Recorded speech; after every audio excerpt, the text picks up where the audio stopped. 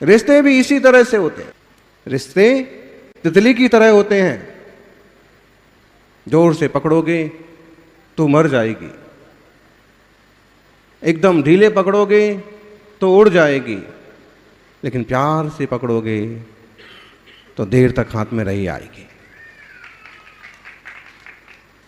संसार में राग द्वेष मोह के त्याग की बात आचार्य देव करते हैं, महावीर भगवान करते हैं, और होना ही चाहिए। लेकिन फिर भी जब तक संसार में हैं, गृहस्थी में हैं, तब तक आप लोगों के व्यवहार कैसे हों, क्योंकि कई रिश्ते ऐसे होते हैं जो आर्त, रौद्र, ध्यान और क्लेश के कारण बन जाते हैं।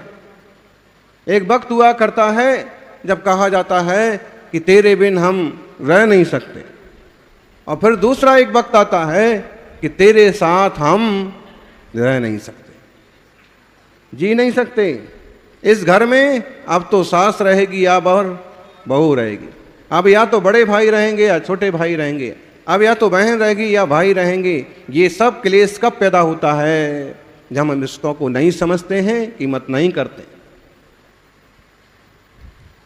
रिश्तों की मर्यादा भूले जाते, भावनाओं से खिलवाड़ करते, कथनी करने में होता अंतर, खाना पूर्ति को बनाते हम मरहम,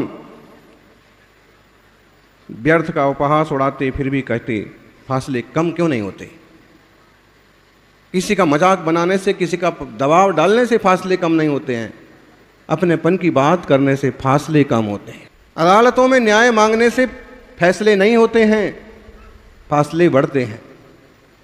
इसलिए कोशिश होना चाहिए कि चाहे रिश्ते हों, चाहे समाज के व्यवहार हों, चाहे मंदिर हों, चाहे तीर्थों के केस हों, कोर्ट कचहरी में रखने की बजाय व्यक्ति और सामाजिक स्तर पर उसको पूरा करना चाहिए।